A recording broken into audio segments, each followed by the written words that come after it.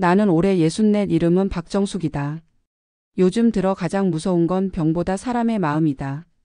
특히 가족 간의 마음이 변해가는 걸 눈앞에서 느끼는 게 세상 어떤 병보다 아프더라. 나는 남편이 세상을 떠난 뒤 혼자 살았다. 처음엔 멀리 떨어진 큰아들 집에서 같이 지내자고 했지만 내 성격상 남의 살림살이에 얹혀 사는 게 싫었다. 그래서 작은 전셋집을 얻어 조용히 살았다. 그러다 건강이 조금씩 나빠졌고 아들 부부가 결국 나를 자기네 집으로 모셔왔다. 그게 모든 일의 시작이었다. 처음엔 고마웠다. 며느리도 웃으며 반겼고 어머니 이젠 편하게 쉬세요 하던 그 말이 참 따뜻하게 들렸다.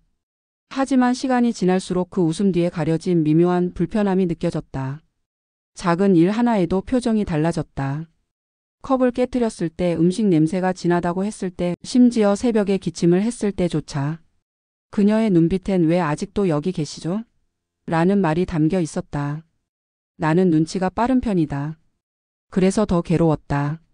아들이 퇴근하면 며느리는 피곤하다는 핑계로 방으로 들어갔고 나는 늘 혼자 식탁에 앉아 식은 밥을 먹었다. 그런데 어느 날부터인가 이상한 소리가 들리기 시작했다. 새벽 3시. 문틈 너머로 들리는 낮은 말다툼 소리, 그리고 가끔씩 들리는 쾅 하는 무언가 부딪히는 소리. 그때까진 몰랐다. 그 소리가 내 인생의 방향을 완전히 바꿀 줄은. 하루는 이상한 느낌이 들어 거실로 나왔는데 아들 방 불이 꺼져 있었고 문틈으로 희미한 불빛만 새어나왔다. 문이 살짝 열려 있었는데 그 안에서 며느리가 뭔가를 꺼내고 있었다. 손에는 돈다발 그리고 서류 봉투. 순간 눈이 마주쳤다. 며느리는 놀라더니 냉정하게 말했다. 어머니 이런 시간에 왜 일어나셨어요? 그 말투가 너무 차가워서 나는 얼른 고개를 숙였다. 그냥 기침이 나서. 그럼 다시 주무세요. 이 시간에 돌아다니면 위험해요. 그 말은 단순한 걱정이 아니었다. 경고였다. 그날 이후 며느리는 내 방 문에 작은 자물쇠를 달았다. 안전을 위한 거라며. 그런데 그 자물쇠는 밖에서 잠기는 구조였다. 나는 점점 갇혀가는 기분이 들었다. 외출을 하려 해도 며느리는 어머니 요즘 치안이 안 좋아요라며 말렸고 병원 예약이 있다 하면 제가 대신 다녀올게요 라고 했다. 그런데 내가 준 진료비가 어떻게 쓰였는지는 알 수 없었다. 그 즈음 이웃 아주머니에게서 이상한 말을 들었다. 정숙 씨 며느리분이 요양병원 알아보던데 몸이 안 좋으신가 봐요. 그 말을 듣는 순간 등골이 서늘했다. 나에게는 아무 말도 하지 않았는데. 며칠 후 며느리가 나를 앉혀놓고 말했다. 어머니 요즘 혼자 계시기 힘드시죠? 요양병원에 계시면 훨씬 편하실 거예요. 간병인도 있고요. 나는 조용히 고개를 끄덕였다. 그녀의 눈빛은 따뜻하지 않았다. 마치 귀찮은 짐을 내려놓으려는 사람의 표정이었다. 요양병원에 들어간 첫날 나는 깨달았다. 이곳은 돌봄의 공간이 아니라 잊혀진 사람들의 대기실이었다. 누군가는 돌아가길 기다리고 누군가는 가족에게 잊히길 두려워했다. 그런데 며느리는 이상할 정도로 자주 찾아왔다. 다른 며느리들은 한 달에 한 번 오는 것도 귀찮아했는데 그녀는 매주 들렀다. 그러면서 늘 서류 봉투를 병원 직원에게 건넸다. 처음엔 감사했다. 아, 그래도 나를 챙겨주는구나 싶었지. 하지만 그게 아니었다. 어느 날 병원 간호사 한 명이 나를 불렀다. 박 어르신 가족분이 원하셔서요. 오늘부터 약이 좀 바뀌어요. 그 약을 먹고 며칠 뒤 나는 기억이 자꾸 흐릿해졌다. 밥을 먹었는지 누가 다녀갔는지조차 기억이 나지 않았다. 이상한 건 그 시점부터 며느리가 내 통장을 관리하기 시작했다는 것이다.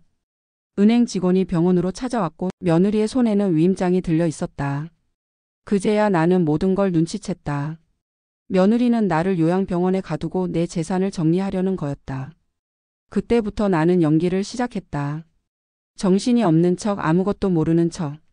그러면서 간호사에게 부탁했다. 혹시 내 방에 CCTV 하나만 달아줄 수 있을까? 요즘 물건이 자꾸 없어져서 말이야. 그 CCTV는 내가 다시 세상 밖으로 나올 수 있었던 유일한 창이었다. 며칠 후 영상 속에는 며느리가 내 서랍을 열고 도장을 꺼내는 모습이 찍혔다.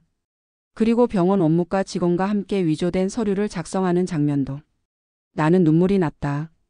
내가 그토록 사랑했던 아들의 아내가 나를 이렇게 철저히 이용했다는 사실이. 하지만 울기만 할 수는 없었다.